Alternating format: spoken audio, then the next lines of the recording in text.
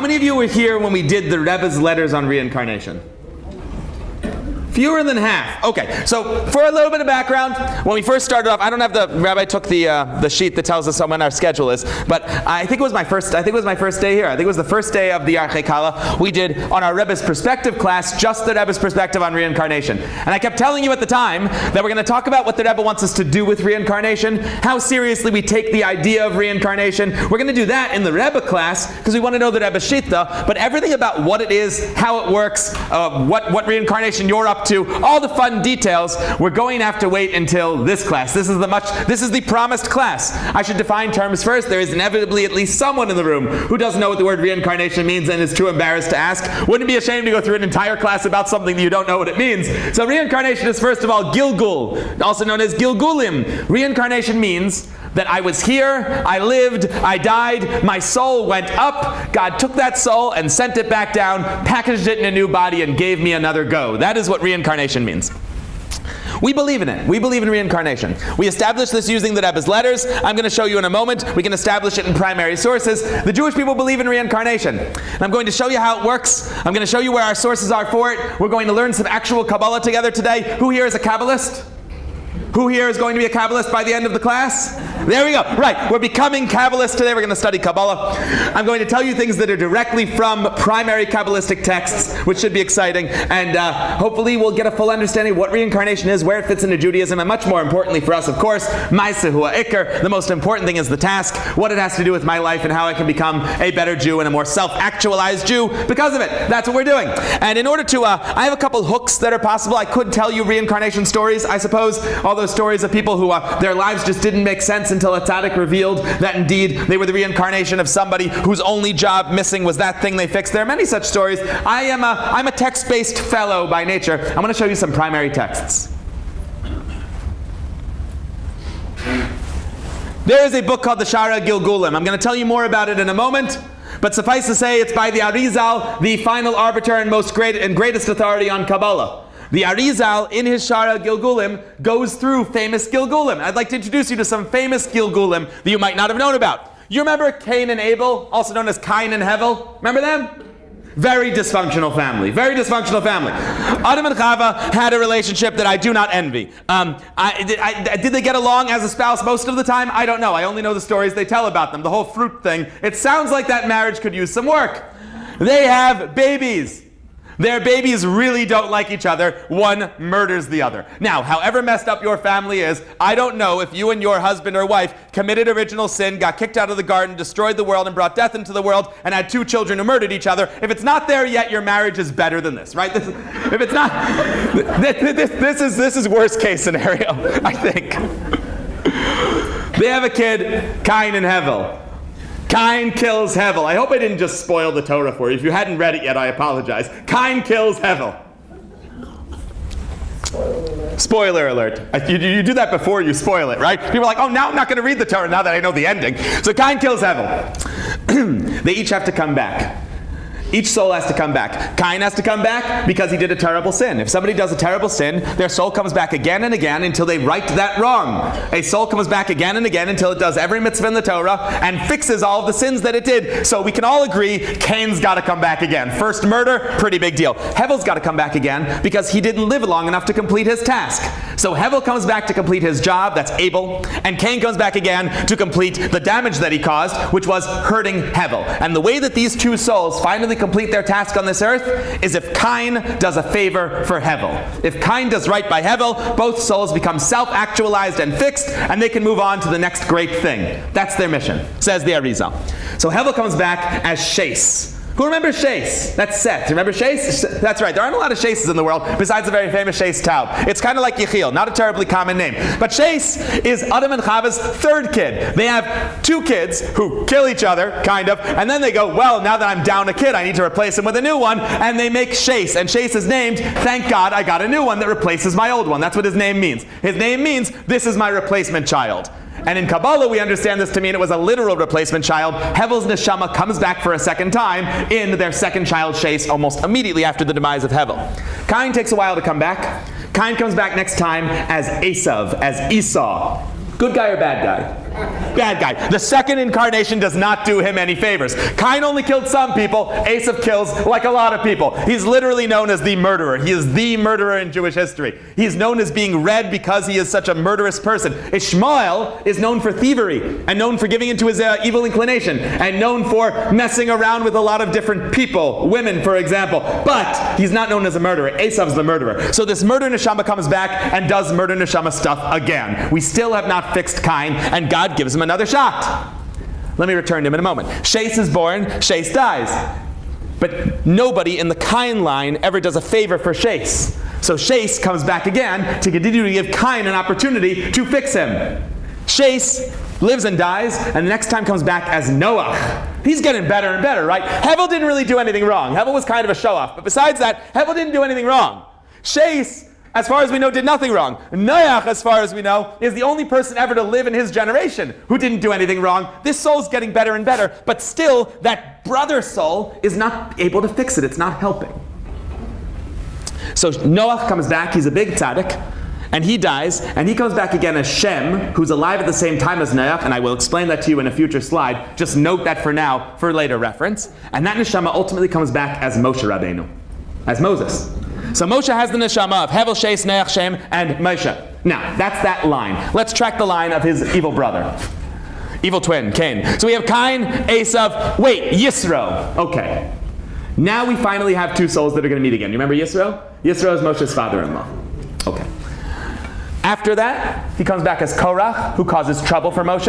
And after that, he comes back as Shmuel, who is the second greatest prophet ever to live. And that's when that soul is finally fixed. Having established the two lines, let me show you some things in the Torah that you would never know without the Arizal, without the Holy Arizal. Number one. These two souls are trying to meet up, right? And Yisro's job is to meet this soul, who in his time is Moshe, and do him a favor. Yisro does do Moshe a favor. Remember the story? Yisro is Moshe's father-in-law. They're separate for a little while. Moshe takes the Yidden out of Mitzrayim, takes us out of Egypt. He splits the sea. He goes to the desert. We get the Torah. And somewhere around there, Moshe has the bright idea that he should be the rabbi of all 2 million, 3 million Jews all at once. They should all ask him their questions personally. And he runs out of energy. It's destroying him. He can't take 2 million questions. I can relate to this. This happens in the hallway after each lecture. I know what it's like, Moses. So please don't not ask me questions because that was just a joke. There's not 2 million of you. Moshe has to deal with 2 billion shilas. It's a lot.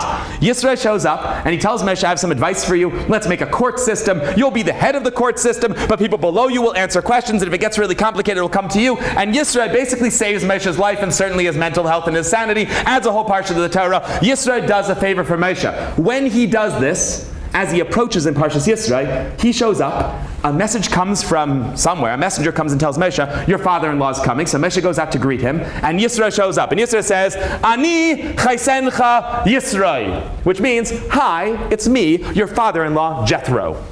Who here has a father-in-law? I do. Is that how he walks in the front door? Yeah, I know you. You're my father-in-law. He goes, hi, my name's Yisro, your father-in-law. This is not our first time. I lived in Midian for a while. Married your daughter. I know you. This wasn't their first time meeting. He knows his father-in-law. We have stories with the two of them together. Why does he open his line by saying to Moshe, Ani chaisencha Yisro, I am your father-in-law Yisro. Says the Arizal, that was his soul talking. Ani chaisencha Yisro has the Rashi Teves of Aleph Ches Yud. My brother. He comes to Moshe and says, hi brother, I'm back, let's fix this. And Cain talks to Abel for the first time in generations. There's more. When Moshe is trying to convince God not to destroy the Jewish people after the sin of the golden calf, he speaks to God and says, Ata amarti daticha v'shem v'gam atzasa chen be'enai. You said that you will know me by name, that I will know you by name, and also that I found favor in your eyes. It's one of the ways that Moshe talks to God and talks God into. He says, God, you know me. We have a sprach. We've been talking to each other for a while. You should listen to me when I ask you to forgive the Jewish people. Says the Arizal, that's not what I see. You, God, told me that I would be known as Shem, my prior incarnation. And once you said, Matzachein be'enai, that I found favor in your eyes. Who did God ever say that about? Only one person. Noach. He never said that about Moshe. So Moshe lays down his credentials and says, in my prior life I was Shem and Noach. You know me already, can't we do business? But here's the best one. Here's my favorite one. The one that gives me chills anyway. I told you I over-summarized. I did. Obviously I'm over-summarizing. We're doing Kabbalah. But I'm over-summarizing.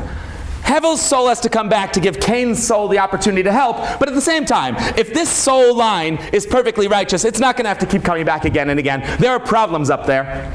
And the biggest problem is in Noach.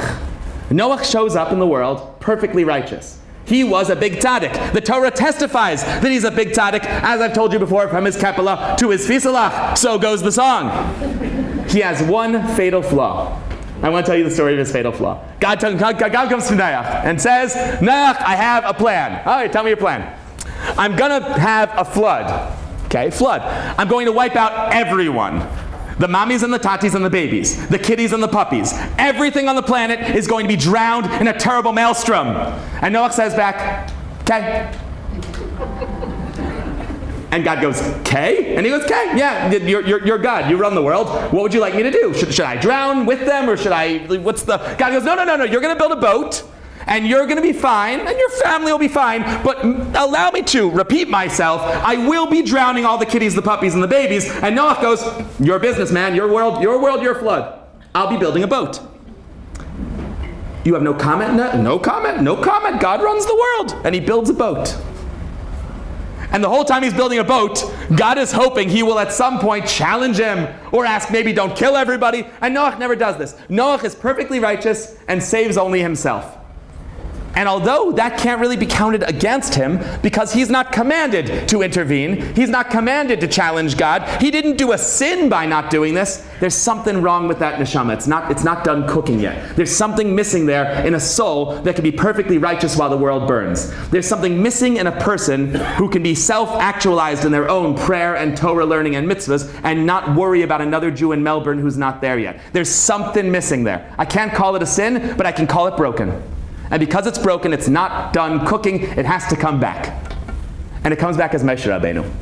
And Moshe Rabbeinu faces the exact same challenge. And when Moshe Rabbeinu faces the exact same challenge, the Jewish people are in the desert. We received the Torah at Mount Sinai. At Mount Sinai, there was no question about our faith in God Almighty. We saw and heard miracles that you don't even see and hear. The Torah tells us we saw what we heard and we heard what we saw. Our ears and eyes switched what they do, and our ears started seeing and our eyes started hearing.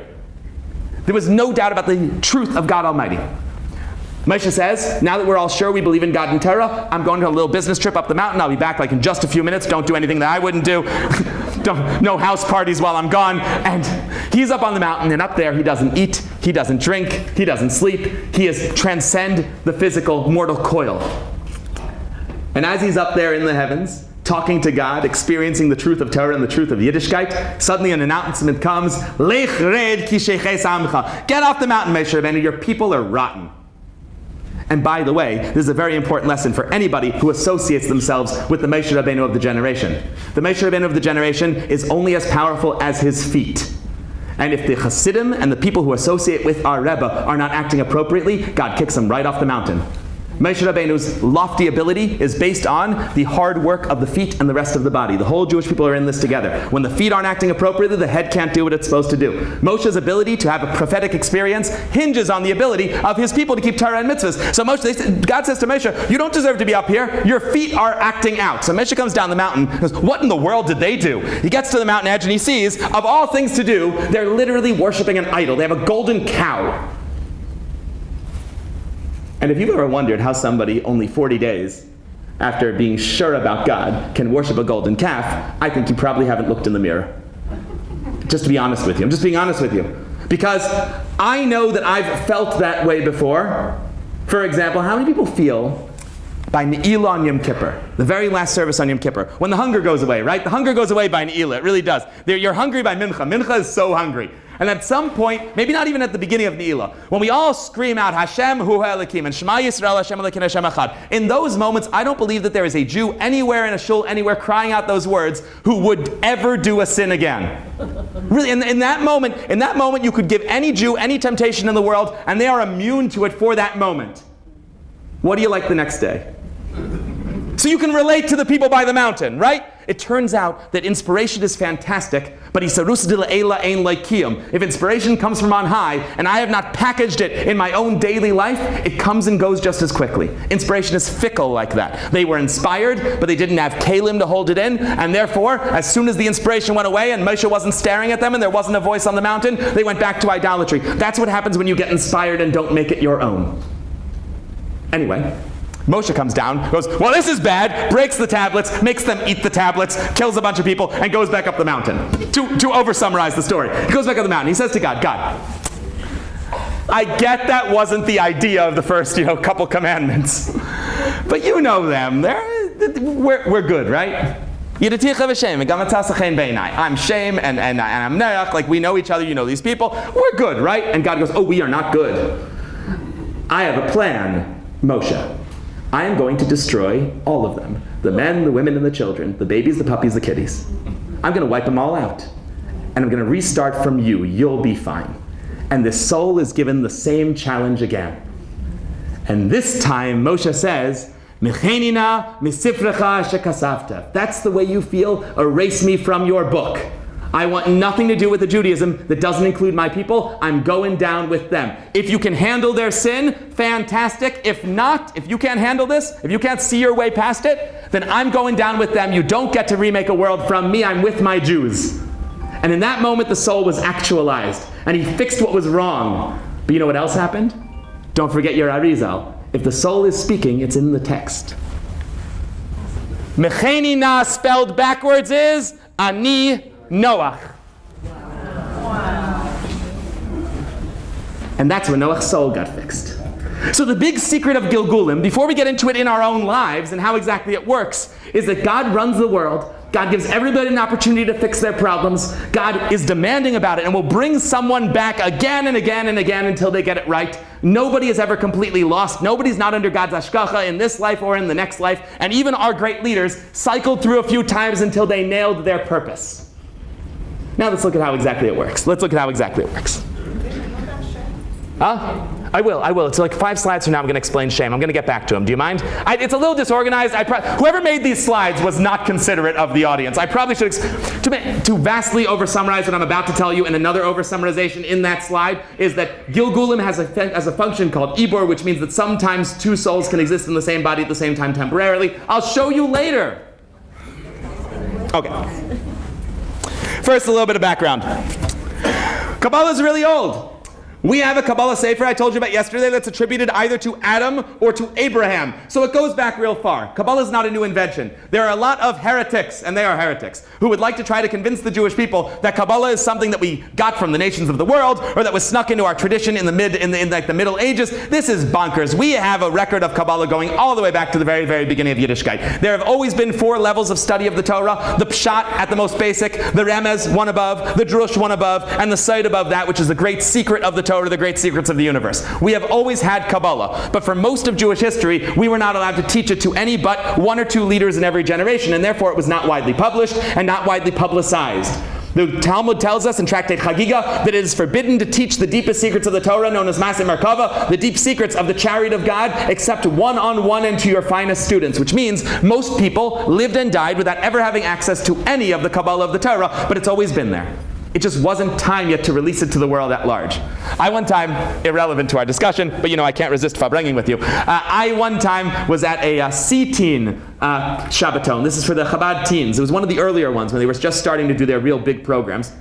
And I think they had, I'm trying to remember who it was. I think they had one of the Rabbi Jacobsons, I think it was Simon Jacobson. I think they had Rabbi Simon Jacobson speaking to the teenagers. And he was trying to present the idea of Chassidus and the idea of Kabbalah. And he said to them, he gave this opening. He said that back then, way back, used to be that only the greatest leaders of the generation, the very few and the very proud, were allowed to study the deep mystical secrets of the Torah. How many of you think you would have been one of those? And everybody raised their hand. So the youth are incredible. On one hand, this made me laugh because that is the youth in America. But on the other hand, that's the power of the youth of America. That's the power of the youth of the West. It's the power of youth right now, is that they really do believe they can do anything, and we need to harness that. Because there is a way to harness that productively. I don't know that that's the way to harness it productively, but there's a way to productively harness that urge. Anyway, it used to be most people didn't get to study Kabbalah their entire lives. Very few people ever were exposed to this stuff.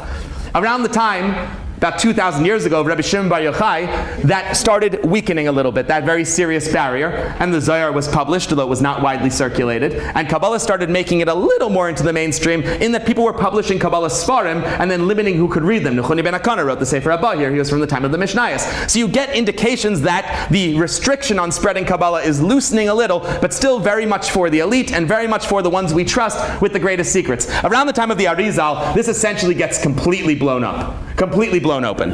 Around between the year 1534 and 1572, which is when the Arizal lived, the Arizal starts teaching Kabbalah to everybody in a very open way, explaining the specifics, unpacking the old ideas, taking Kabbalistic books that were once written literally in code that could not be understood, even if you read them and knew what they meant, decoding them and explaining what they really meant, and he creates a formula of Kabbalah that anybody can study if they're willing to try hard enough. That is, it's still incredibly difficult and incredibly esoteric, but it's readable. It's at least readable. It's not in code. And he spreads his Kabbalah, and he becomes the arbiter of Kabbalah. He becomes the Shulchan Aruch of Kabbalah. He takes all these old Kabbalistic ideas, bashes them back and forth, says this one was meant to be non-literal, this one's meant to be literal, this one was written in code, this one's written in pshat. And he takes all of the different opinions and formalizes them into formal Kabbalah the way that it is studied today. Nowadays, anybody who wants to rely on a Kabbalistic opinion that is before the Arizal, that he did not affirm or reject, is honestly swimming in waters that are way beyond their capabilities. Way beyond the capabilities of anybody living in this generation. If your Kabbalah is not filtered through the Arizal, you are making stuff up.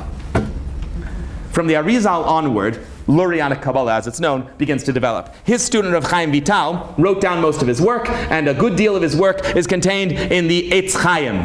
The Eitz Chaim has multiple gates, and one of the gates of the Eitz Chaim is the Shar HaGilgulim, the gate of reincarnation.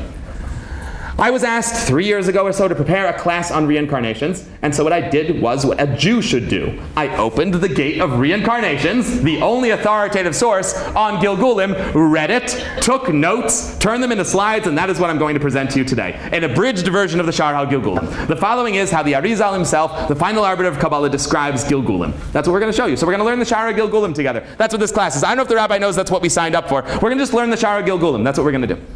Of course, with fun pictures over summaries and my own good humor. The Arizal is not very funny, although he is sometimes. I'll show you an Arizal joke in a slide or two if you remind me. I'm not even kidding. He's sometimes a little funny.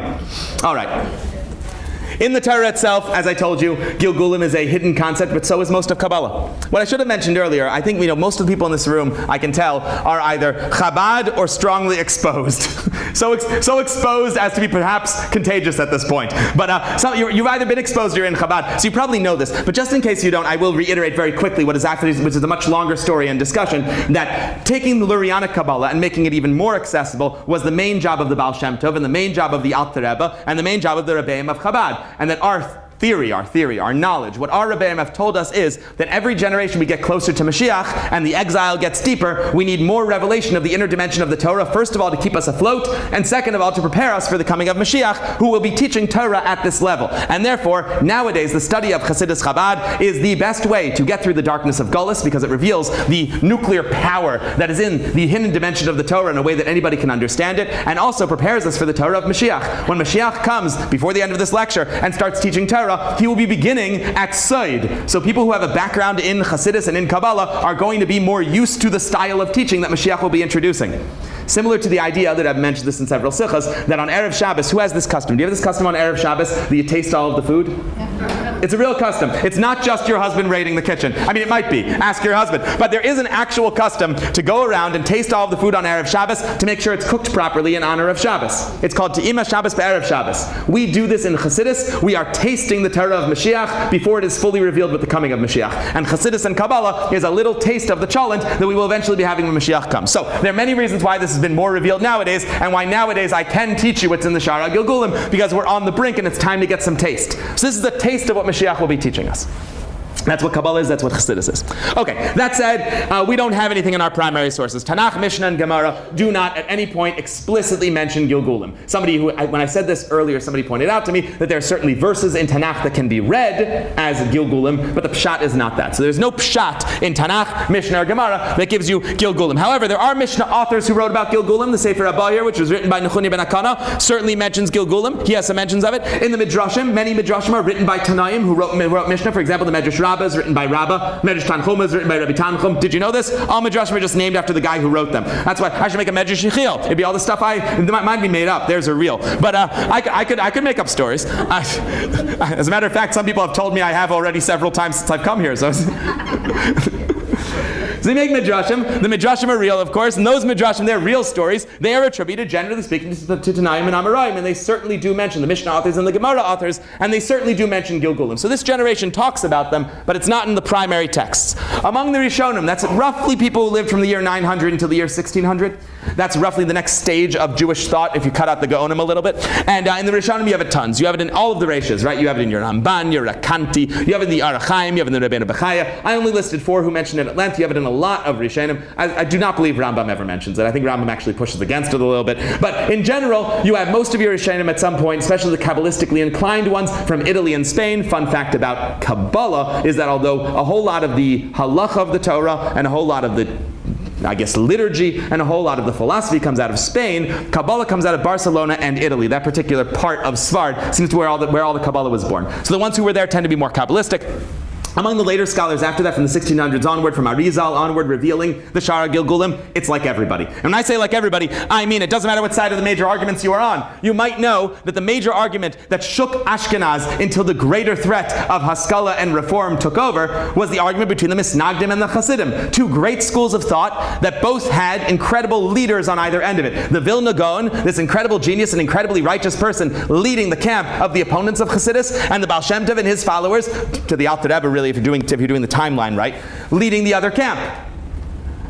And both of them agreed about Gilgulim. They both wrote that reincarnation is a real thing. So for a period of time, even if you were an ideologically opponent on 2 sides of an argument, you could at least agree on reincarnation. So by this point in Jewish history, it's very well established. So well established, you can't find a rabbinic scholar who doesn't tell you that it's real, it's our thing, it's true. So this is shortly after the Arizal reveals it, so it does make some sense.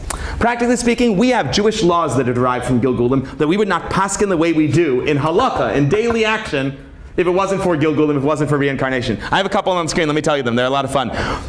Who here, unfortunately, I'm among them, has been to a cemetery lately? I went to the Akamas Matzeva, and when we got to the cemetery, have you been to the cemetery lately?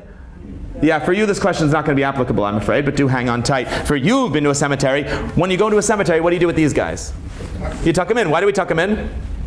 Not to shame the... Yeah, like l'rash, not to shame the dead. You walk past the dead guy, and your tzitzis are dragging over his grave. The dead guy looks up and says, "Oh man, I missed tzitzis." Really? I mean, I meant it to be funny the way I said it. Don't feel bad for laughing. But that's what he says, "Oh man, I missed tzitzis." And the reason why is because any soul that wasn't blocked constantly by the evil inclination or by the animalistic soul, any soul that's got its head on straight knows that we have a limited amount of time in this world. In our case, because Mashiach is coming, a limited amount of time in exile, and we need to chaparain, we need to use every single moment to do Torah and mitzvahs, and that every moment not dedicated to Torah and mitzvahs is a waste, and therefore, somebody lying underneath the dirt watches tzitzis drag over his nose and goes, I wish I'd done a little more with my tzitzis. I wish I'd checked them more. I wish I'd tied them more carefully. I wish I'd looked at them more often. I wish I'd used them more. I wish I'd worn them to sleep. Some people don't wear them to sleep. I wish I'd worn them more often. I wish I just had more tzitzis. That's the way the dead feel. If you were to interview any dead person right now and ask them what's going on up there, they'll say, number 1, God is true, Torah is true, the Yidden are right. Number 2, are you upset about anything? The opportunities I missed to do mitzvahs. You know what they will not say? The opportunities they missed to do anything else. That's what all souls wish they could still do. So the reason why it's leg l'rash, the reason why it is insulting to show off your mitzvahs in a cemetery is because that's the only thing they miss. It's not insulting to eat in a cemetery. They don't miss food. You can bring, imagine I put pizza over the grave. You're like, oh man, I miss pizza. That's not what, they don't care. They don't care. They care about mitzvahs. That's the truth of the world. If you visit, Rahman al-Islan, the grave of a small child, lo ya'aleinu, you also tuck in your tzitzis. Why? They're not chayiv in tzitzis. A 1-year-old, a 2-year-old. Says the Mishnah Brura. This is the Mishnah Brura, the Chavetz Chaim. This is regular non-Hasidic Torah. Says the Mishnah Brura, the reason why we tuck in our tzitzis, even when visiting Lo Ya'aleinu Rahman al-Islam, the grave of a small child, is because inevitably in one of their Gilgulim, they did have to wear tzitzis, and it's still leg l'rash. Meaning we wouldn't tuck in our tzitzis if it wasn't for that when going to a child's grave. This is a din in Mishnah Brura. So it's a regular din, regular halacha. There's another one. On Yom Kippur, I'm sure we all say vidoy. The Ashamnu Bagadnu Gazal. I just did it again. Poor microphone. Ashamnu Bagadnu. It didn't fall off. We're safe. we bang our chests. And the Asham news, I think all of I don't know you and your sins. I do most of the Asham news. I've been guilty, I've rebelled. I mean, because they're general, right? There's levels of this. There's levels of this. Even if you don't steal, perhaps you stole someone's sleep, perhaps you stole an opportunity, perhaps you took credit for something. The basic Asham news are vague enough that I think we can wrap our heads around the fact that most of us might have done them, and it's not out of left field. You ever read the Al-Chet, though? I did not do the Al-Chet. I didn't do most of the things on the Al-Chet. I would say a good half of the things on the Al-Chet I've never even kind of done. The Al-Chet list, the one that's really, really long, Al-Chet shechatan le'vnecha b'something b'something, I haven't done a good half of those. Really. Really. And when I get to the later part of the list, for the ones that I'd be chayiv in different karbanos for, I know what carbon I'd have to offer for certain averos, and some of those I know I didn't do. I would never be chayiv that carbon. Without a doubt, I know I didn't do it. And one thing you're absolutely not supposed to do on Yom Kippur is tell lies in public like 8 times. And here on Yom Kippur, I'm repeating again and again, I did this sin, I'm chayav in this, and I'm not. So should I edit my Al-Chet? God forbid. Of course not. The Yavitz explains why. The Yavitz says, you have no idea what you did in your last life, cover your bases. He says the reason why we mention sins we didn't do is because we probably did. We've been here a few times. And so yeah, I didn't do it this time around, but I wouldn't be back here if last time was great.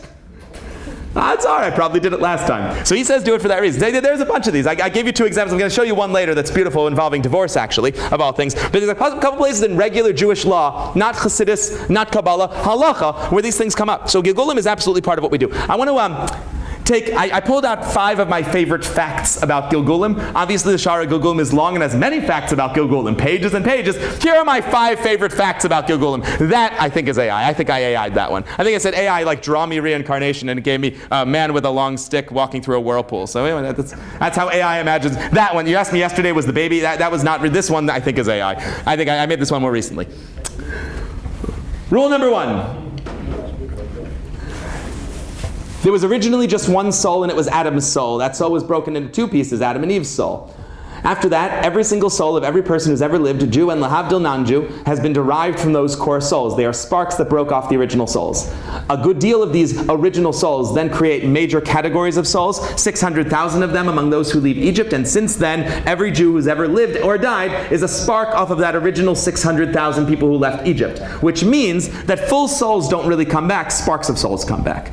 It's quite possible, we talked about this in our share before from the Rebbe Shitta, it's quite possible that everybody in this room, including myself, are all sparks of the same core soul of the 600,000. There are now, thank God, many, many Jews. May there be many, many, many more, all of them living well and successfully in Torah and mitzvahs. Maybe we have many more, but at this point we have something like 14 million Jews. That's a lot more than 600,000 souls. Those 600,000 have broken into pieces, and we might all be part of the same one. As a matter of fact, the Arizal does at least imply that you and your close family are very likely from the same soul directly above in those sparks. That sparks tend to congregate together. Odds are, at least from my reading of the Kisvei Arizal, that I'm not part of yours, because it seems this is also somewhat geographic. That major souls will split into sparks that all end up in the same general place. And although I'm very happy to be here right now, I am not, as perhaps you can tell, a Melbourne native. But people you're with, the community you decide to go through life with, and it's be'ashgacha pratis that you're in this community with these people. These are people who you're very intentionally with. In many ways, even if they're not your direct family, you know, all Jews are one family. We're all related to one soul. We're all one Jewish body. But it gets more granular than that.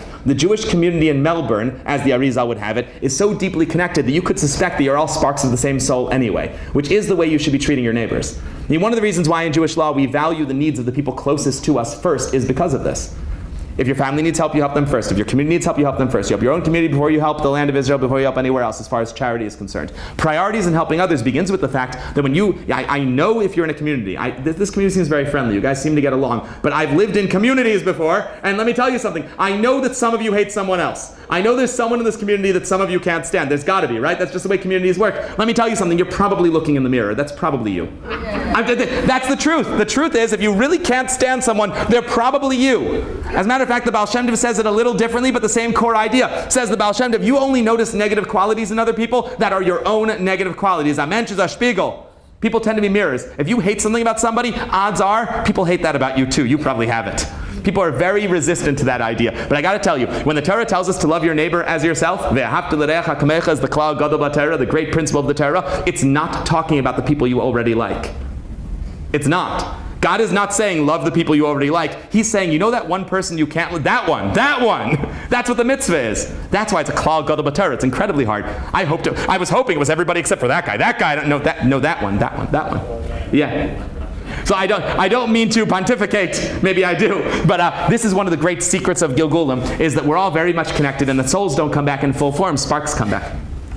Big point number 2. A truly wicked person gets only 3 chances before their soul is ground up and obliterated and does not have a future or a past and is as if it never existed, taken out of history itself. Right, like, oh shoot, things just got serious. Don't worry. The Arizal then defines what a Rasha is. A Rasha is somebody who makes it through life never having done a single mitzvah, a single one, even by mistake. I don't know that that's ever happened. Jews do mitzvahs by mistake. We do. The Talmud tells us that if you have a hole in your pocket and a coin falls out through that and a poor person picks it up, that counts as charity.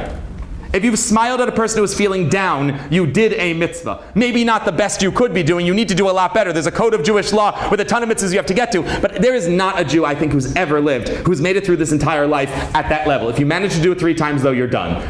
Okay? So make sure everybody does at least one mitzvah. I think most people do by default. Anybody else is called a tzaddik. Not literally, but for our purposes now, and they get up to 1,000 chances to come back, and many of the commentaries say that when the Arizal says 1,000, he means infinite. That if you do a mitzvah at least one each life, then you never run out of chances. So you can be quite confident, I'm quite confident that no one in this room is going to ever run out of chances. I'm also quite confident that Mashiach's coming, so you're not going to need any more chances anyway, but you don't have to worry about this, but it is noteworthy that there is a possibility of doing things so poorly so many times that game over. Number 3, this is in Tractate Avodah Zarah. This is not from the Arizal. He quotes it and elaborates upon it, but it's in the Talmud. The Talmud tells us, Rabbi Yossi says, Mashiach cannot come until all neshamas that are meant to go into bodies go into bodies. If anybody is still waiting in line for their next Gilgul, Mashiach can't come. He's standing at the door saying, I'm about to walk into the room, but somebody isn't having a baby yet, which is one of the reasons why it is so important for us, if we are able to have as many children as possible, and if we are not able to encourage as many people as possible to have healthy, good Jewish children raised in a good Jewish environment. This brings Mashiach. The Rebbe spoke about this many times, that procreation, Jewish procreation, is one of the secrets to bringing Mashiach Tzidkenu. Point number 4. Women, generally speaking, don't need reincarnation. We talked about this in that shir at the beginning. I know that those of you who were not there are very surprised. I'll tell you about it in a second. Says the Arizal, women usually don't reincarnate, and yet they come back anyway. Explain that one. I'll explain it. Men, you have a mitzvah to learn Torah in all of your free time. Any moment that you have free time, and don't need to rest for energy or eat, you have true free time. Any of your true free time that is not dedicated to Torah, you are technically chayav kares, according to Tanya, right? He quotes the Gemara. Hakares tikares, right? Incredibly, very serious. The Beis HaMikdash was destroyed for this. Women, you are not only welcome to learn Torah, it is a mitzvah for you to learn Torah. It's fantastic when you learn Torah. You know what happens if you decide not to learn Torah? Nothing. You don't have to. It's good for you, I think. I think in this day and age, the Prisha mentions this, but this is all over the codes of Jewish law, especially in the latter portions, the latter commentaries, that nowadays that women have education in general, they must learn Torah. It used to be that many women lived and died without ever having opened a book. So they don't need Torah, they don't need the secular stuff, fine. If you're not going to use your brain, what's the danger? But nowadays that both men and women use their brains productively, it is a terrible thing for a woman not to fill her mind with Torah. Then nowadays that women are wise, that's the way that the Shulchan Aruch is realistic. I don't think mean, I think realistic. It says nowadays that women are wise, they'd better know Torah. And yeah, nowadays women are wise. I think everybody in this room has a basic education in something not Jewish, which means nowadays I think you are quite obligated to learn Torah. At the same time, I can't tell you it's a sin not to study it. If you choose not to study, that is certainly not a sin. How many sins, therefore, does the average man do per day? 1 million? Every millisecond of not studying Torah? I sit on the couch for 5 minutes. It's an infinite number of averas. I can't even count that many. Women do sins too, I've heard. I wouldn't know. My wife's a tzaddikus, and my daughter is under bas mitzvah age. But I'm told that some women, and my mother's perfect, but I'm told that some, and my mother-in-law is too, but and my mother-in-law is too. But I'm told, I'm told that women do sins too. The thing is that the moment of death is traumatic. I don't think anybody, even people who die relatively well, I don't think anybody dies very well. Death is not pleasant. It doesn't feel good, so I'm told. And apparently I've done it before. Apparently, right? Apparently I've been there. Apparently I've done it. It's not pleasant. And the moment of death, the fact that it's unpleasant, atones for the majority of a person's sins in their lifetime. Meaning most people go to the next world relatively clean of sin, simply from the trauma of death. Even the trauma of a good death, whatever that means. The trauma of it, the uncertainty. And after a little while in the higher worlds, you can usually clean most of the schmutz off and they just don't have to come back again. That's for baseline sins. What if you have a quadrillion sins a day because you are hypothetically a man who took a 5-minute break every day from Torah study? You can't shake that off. So a lot of men have to come back. Women, generally speaking, don't do sins serious enough that they would have to come back. So why do women come back? Because, bad news, zivugim. Bad news, bashert. If you're married to someone, and you're in this room right now, the Arizal says, odds are you were married to them in every one of your reincarnations. God makes both teams come back every single time. So women, if you are in this room right now, you are here because in the last life your husband messed up. It's their fault you're here. So that's what the Arizal means. The Arizal means women don't usually need Gilgulim and get dragged back by their good-for-nothing husbands. So I am the reason my wife is back here. And I quite selfishly will tell you, as I did in the first year when we discussed this, I would do another 10 Gilgulim with her. She's fantastic. I don't know if she feels that way. She probably would like me to, fix things up so we can move on. But yeah, if you want to, one of the main jobs of women, according to the Talmud, is to encourage their husbands to learn Torah. Does that hit a little different now? Yeah, if you don't want to come back, you'd better fix that side. You're probably okay. That side could you, guys, this is, why do you keep doing this to them?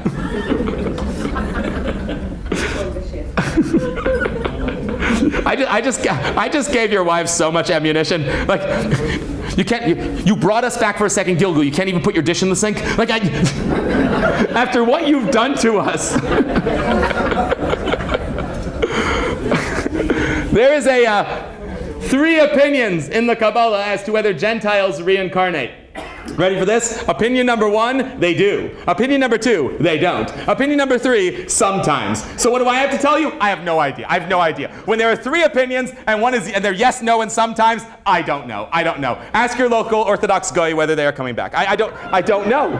I don't know. I can't tell you what I don't know. I don't know. I want to do the mystery of Ibor now. I teased this a little bit earlier. I hinted it earlier that Shem was alive at the same time as Noach, and yet they shared a soul. That was the reincarnation of that soul. The Arizal mentions a concept called Ibor, which is one of the great mysteries of Kabbalah, and I will tell you, although people do sometimes dare to give reincarnation classes, they generally speaking do not teach Ibor. It is too subtle a concept, and I'm not afraid. Let's do it. Ibor's fantastic.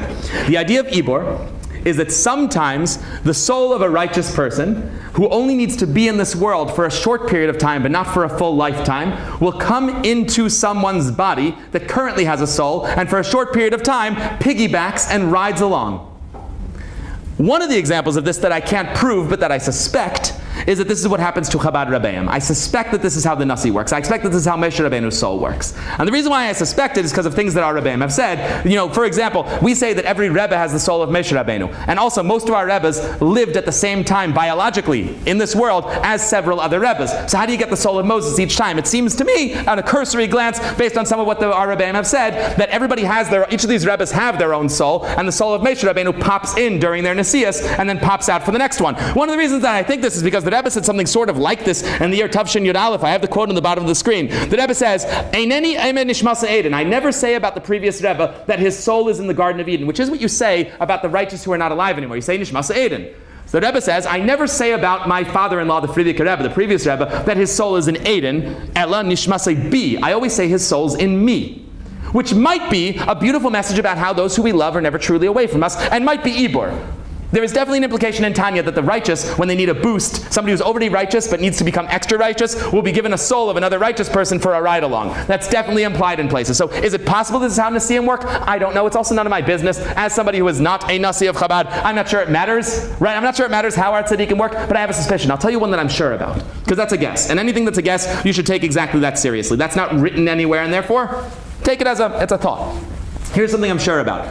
The Arizal says that some people, even if they're perfectly righteous, don't get to do all the mitzvahs in the Torah. And let me give you an example. One of the 613 commandments, as counted by Rambam, is to get divorced. Well, Thank God I haven't. Thank God I don't plan on becoming divorced. Do you think maybe that makes me a bad Jew? Maybe it does. Maybe I should go divorce my wife because I love God and I'll marry her again afterwards. But I can't miss out on the mitzvah of divorce. The great mitzvah of handing a get to a woman that you don't want to be married to anymore is an incredible mitzvah. The great mitzvah of receiving a get from someone who you don't want to be married to anymore on this side of the mechitza. God forbid nobody here, but you understand. Women receiving a get and a man giving a get is an incredible mitzvah that clarifies the soul and puts garments on the soul and fixes the soul. Shouldn't we all aspire to this great goal of divorcing our spouses?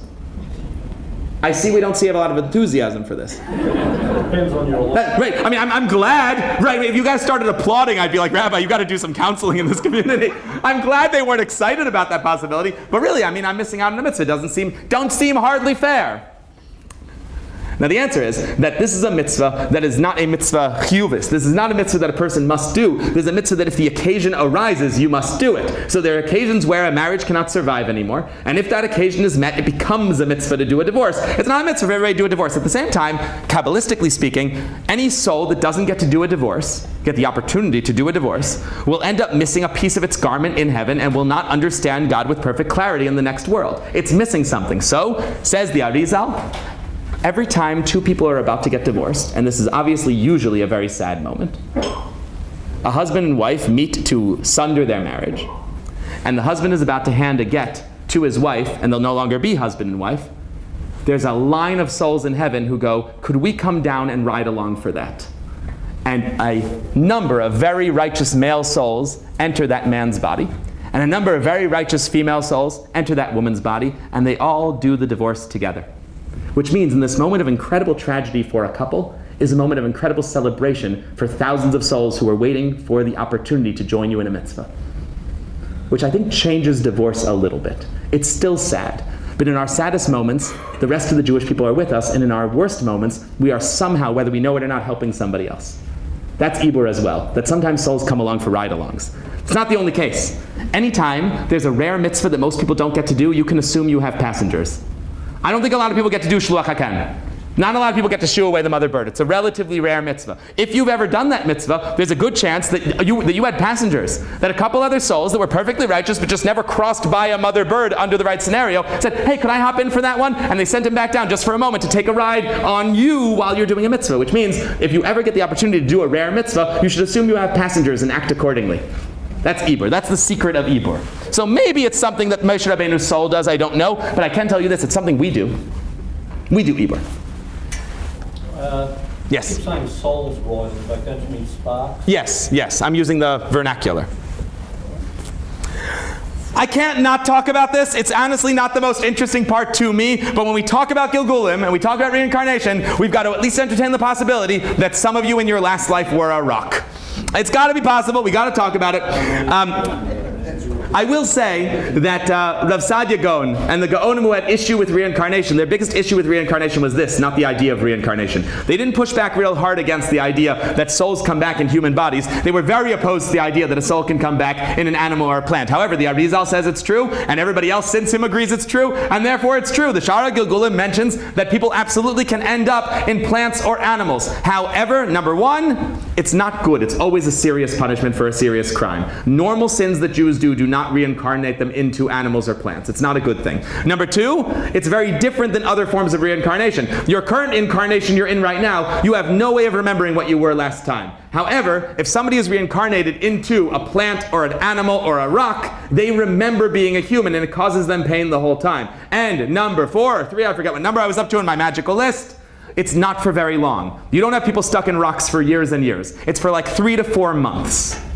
And then their soul is brought out. The rock stays. So what happens is souls cycle into physical things as a punishment, as a way of rectifying them. I don't want to use the word punishment. As a way of fixing them. And after a couple months in the rock, they leave the rock. After a couple months in the plant, they leave the plant. You don't have a rock that's been sitting here for thousands of years that has some Jew locked in there. That's not how this works. But souls, according to the Arizal, certainly cycle through the natural world. I actually have a calendar here of when they cycle, in case you're curious. Between the month of Av and Cheshvan, souls that are in rocks are moved to plants. From Nisan to Tammuz, souls that are in plants are moved to animals, and from Kislev to Adar, plant souls that are in animals are moved back into humans. And then they can try again as a human. So this does happen. It's a thing. There's a hierarchy also. I mean, if you find yourself in an animal, God forbid, I guess. It's a weird thing to say, God forbid, too. If you find yourself in an animal, you can know how badly you did. The hierarchy is that people who are reincarnated into fish, generally speaking, didn't do much wrong at all. Sometimes tzaddikim are put into fish for a couple minutes just to fix them up real quick, tidy up their soul before they go to the next world. Fish is not considered a real serious incarnation. Do you have a mistake there with the sequence? Because you're going to rocks to plants, fish shouldn't be jumping in this entire... Yeah, no, it's not a mistake. This is his order. The best thing to be reincarnated to is a fish. The next worst after that, birds are pretty bad. Kosher mammals are worse than birds. Plants are worse than mammals. Rocks are worse than plants. And even worse than rocks is insects. That's the worst. Yeah, insects are lower than rocks. Oh, you start from the bottom. Yes. Yeah, this is the best. And this is the worst. You don't want to be a bug. You don't want to be a bug. But in case you're curious about how to become a bug, let's do it. Let's do it. I went through, when I was going through, I took note of some of the times, some of the animals that the Arizal says you can be reincarnated as if you mess up. And I thought I would share with you which sins cause which animal, just for a little bit of fun. There is one sin of Lashon Hara, eating non-kosher food, or marrying a non-Jew. All of these are sins that if a person does tshuva for and repents from, they are not accountable for, obviously. Anybody who does tshuva is exempt from anything that they did in this world. One of the great things about tshuva is not hard. People think tshuva is this deep spiritual experience. That's tshuva ilah. The basic tshuva that gets you out of trouble is deciding you're not going to do the sin anymore. Anybody who has a thought, I'm done with this sin, at that moment, they're exempt from punishment. They're just still not in God's good graces. If you want to get back in God's good graces, there's a lot of work to be done to restore the relationship. But if you don't want to get in trouble, you can get out of trouble very easily. Anybody who a moment before they die thinks, oh man, wouldn't have done that, is out of trouble. So a thought of tshuva can fix trouble. Trouble isn't all we're trying to get out of, though. If you have a parent who you love very much and they tell you, look, you're not in trouble with me anymore, but I never want to talk to you again, that's not good either. So there's levels of tshuva. But if you don't want to get in trouble, that's easy. Do tshuva before you die, you'll never get in trouble. However, people who died without doing tshuva for these things, they come back as, I wrote them down here, I wanted to make it more, I wanted to create suspense. They come back as a dog, a puppy. Who here has a dog?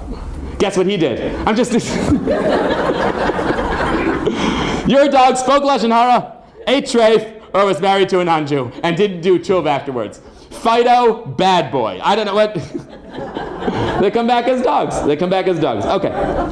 Once again, I cannot stress enough, doing tshuva fixes all of these things, and also I cannot stress enough that in our generation, nowadays, all Rabbanim have ruled that Jews who do not know enough about Judaism to make good decisions are considered tinekesh and ishba, children who were captured by the non-Jews and raised as non-Jews. There's 1,000 reasons to say that in our generation, punishments the way they were once described in the Torah are no longer applicable or applicable in the same way to anybody living in this generation or even in the past 100 or 200 years or so, where the gullus has gotten so deep and dark. So please, see this academically. Please don't think of your relative or friend who's not alive anymore and what dog they might be. Just don't make it personal.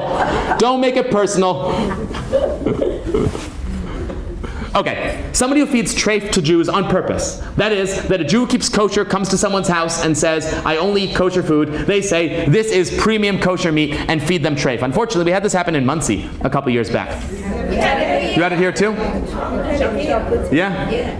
I will say that in Muncie, although I don't know your community, I will say in Muncie that the store that it happened to, where somebody was intentionally mislabeling meat as kosher when it was in fact treif, that the only line of meat not affected by this was Lubavitch meat. And I'm saying that and I'm not commenting on it. I'm just saying it.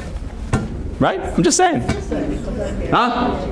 I'm just saying. I'm just saying that our Rebbeim have promised that Lubavitch meat has their personal protection. And I'm just saying that in Muncie it happened. Okay. I'm just saying. So if the people who eat it, do they have to be cleansed as well? They don't have to be cleansed necessarily, but their pots sure do. Okay, another time. So somebody who feeds treif to a Jew on purpose, if they do not chew tshuva, come back as a leaf in the wind. As a leaf in the wind, which initially sounds really nice, right? A leaf in the wind. No, what happens is a down gust takes the leaf and goes down. You ever see a leaf caught in the wind? That. A roller coaster ride you can't get off of for 3 months. That's what it is, a leaf in the wind. So that leaf in the wind for somebody who feeds treif to a Jew. Somebody who murders, which obviously is one of the real bad ones. We don't do murder. Somebody who murders is brought back as a drop of water. Now, a drop of water sounds lovely. but it's the drop of water at the bottom of a waterfall. Every time the drop of water goes down, it hits the rocks, comes back up, down, up, down, up, down, up, down, up, down, up, for months at a time. So a very unhappy water drop. I will say, by the way, that the Arizal cautioned people, as did many Kabbalistic masters, that you very rarely drink water and you aren't drinking people. It's like almost never. That most fresh bodies of water are just full of souls. Also, I will comment that I told you before, I'll tell you sort of an Arizal joke. I don't think he was trying to be funny, but he's hilarious. The Rav Chaim Vital says, his student, many times I'd be traveling with my master, the Arizal. He would lean against a tree. Here we go. Remember Shloimka from the village? The one who died a few weeks ago? Mm-hmm. The tree. He's in the tree. And he would just do this. He'd walk around pointing to stuff and going, there's Meshala. Hey, Shlomo, how you doing? Rock now? Oh, don't worry, you'll get out of there. Like, he would go around commenting on this. And the Chaim Vital reports that it was, like, disturbing to walk in nature with him. He'd just be like, do not step on Sarah. Don't step on Sarah. It's like, he could see it. He could see it. So this is apparently somewhat common.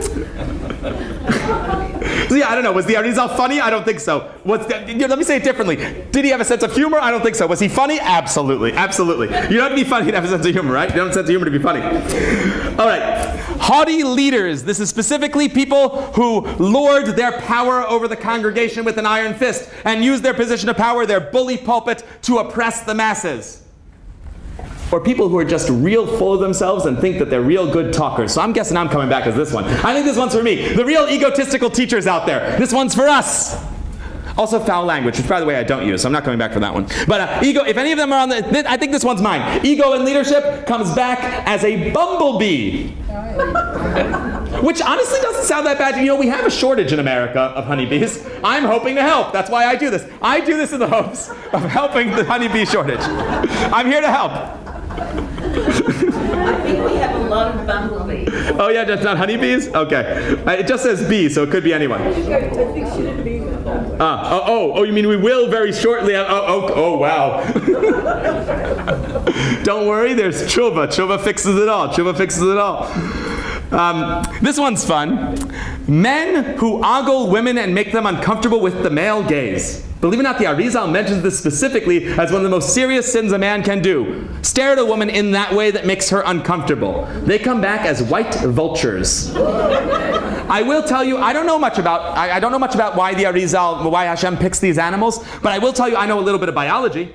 You ever notice that a vulture, it has no feathers on its head? Do you know why it has no feathers on its face? You know what I'm talking about. Vultures, the way that Hashem made them, they have feathers, but there's nothing on the upper neck and face. They look sort of bald on the upper neck and face. That's why they're so ugly. In a lot of ways, they're beautiful. Vultures fly higher than any eagle. The highest flying bird is a vulture. It's actually, some people suspect that the word nesher in ancient Hebrew might mean vulture, not eagle. Because the highest flying bird, the bird described as a nesher, sounds more like a vulture that lives in that region than an eagle does. In the ancient world, vultures were considered these majestic animals, and eagles were considered kind of losers. It's not out of left field to say a nesher might be a vulture. Anyway, it's not important. It's not important. It's a majestic bird of some kind. We don't know exactly what words mean all the time. But nesher is traditionally translated as eagle. It fits vulture. It certainly fits vulture.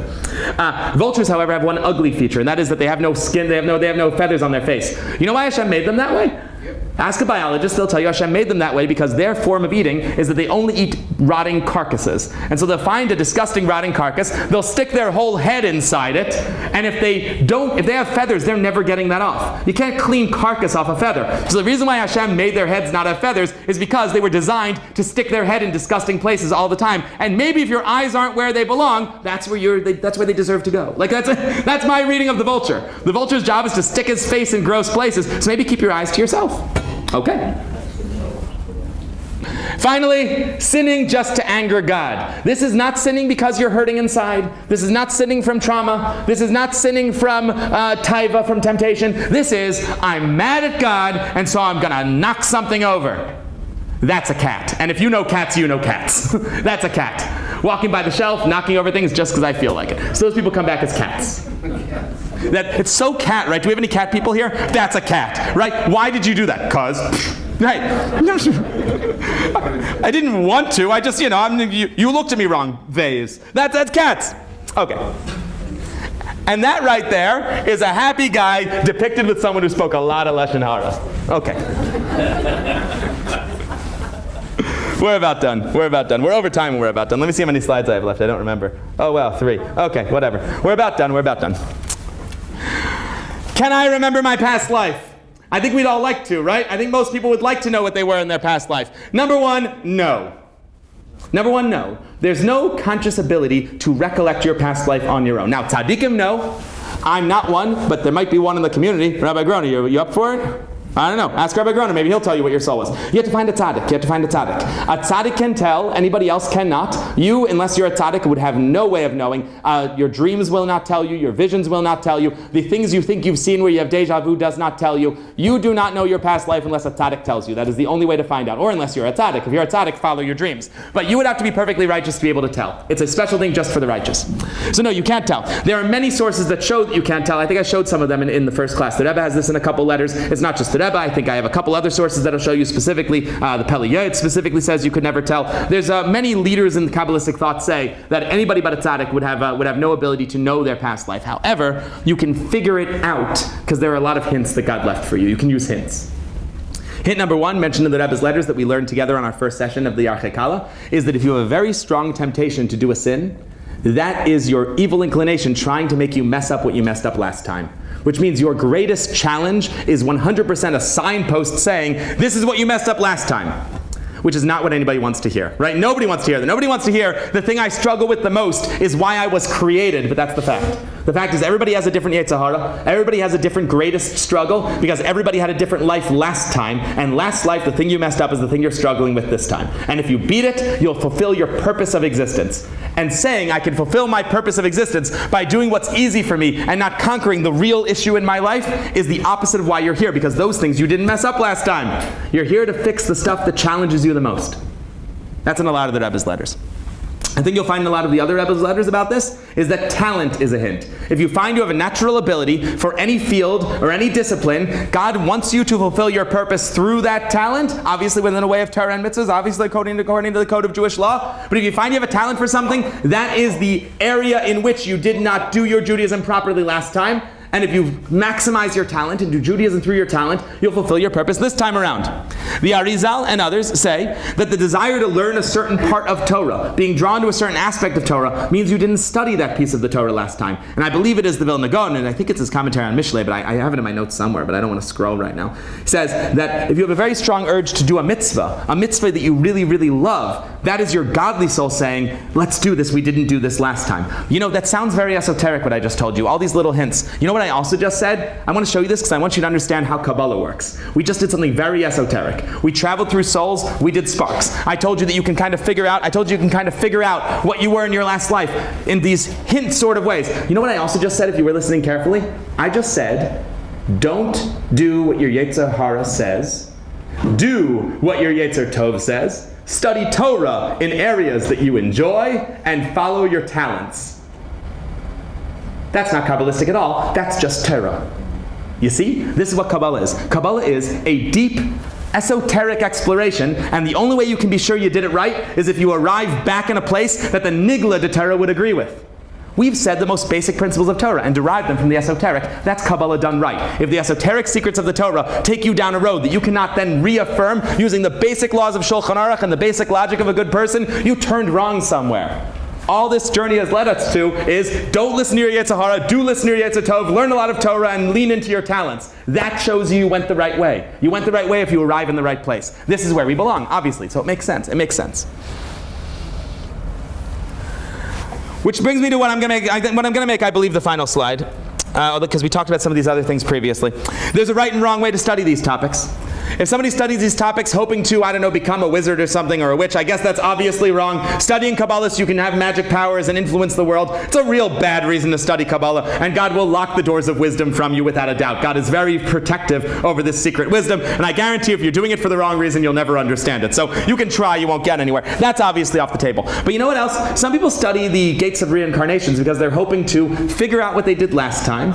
And if they figure out what they did last time, they can take shortcuts, God forbid. If I discover that in my last life I was perfect, I just didn't keep kosher, then I just have to work really hard on kosher and I'll be fine. They try to cheat the system. That's not what this is for either, and God will lock the doors. The reason why we have the study of Shara Gilgul and the study of reincarnation is not just to be vaguely interested in an esoteric topic or to try to get ahead or to try to exert our power over the situation. That's not why we study Torah. God revealed these things to us for a couple of basic reasons. Number one, it awakens fear of heaven. It awakens real Yiras Shamayim. Yiras Shamayim, fear of heaven, of course doesn't mean running and screaming from a scary God, but it does mean at the most basic level, it doesn't mean not fear. People have taken fear out of Judaism and we have to put it back in. Fear is not just awe. There is such a thing as fear. It's just a healthy fear. It's the fear that a husband and wife have in their relationship at the bottom of their relationship, which is that even if I'm tempted, I don't betray the relationship. Fear of loss. Fear of violating something sacred. Fear of the king is in the room and while the king's staring at me, I don't slap him in the face. I think that I know that every healthy relationship has a basis of healthy fear below it, where I recognize that there are things I could do that would permanently damage this relationship and I'm afraid of the loss. That is a kind of Yiras Shamayim. That has to be part of Judaism. It's not just awe of the greatness of God. There's that. That's called Yirat Tata, and it's very, very important. It is the basis of a healthy Judaism and the basis of a healthy relationship. This awakens yira on both levels. It awakens an awe in the Creator who organizes the world in such a way that everybody comes back and does their task and has opportunities again and again and again. It also awakens the baseline fear of heaven, that if I don't get it right this time, He's bringing me back until I do. There's some seriousness to the situation. A person who thinks that way has the basis of Judaism intact and can build on that, a beautiful personal Judaism of love. But the fear has to be part of it. The fear has to be part of it.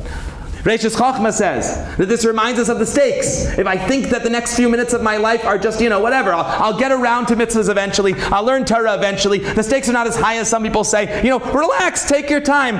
Don't relax, don't take your time. Mashiach's coming. I have a limited amount of time in this exile, or God forbid a limited amount of time in this world. I need to use it to its maximum. I'm here for a purpose. I was sent here with a specific mission in mind. It's not that as long as I'm alive anyway I'll do good. It's that I was sent back here specifically to do good.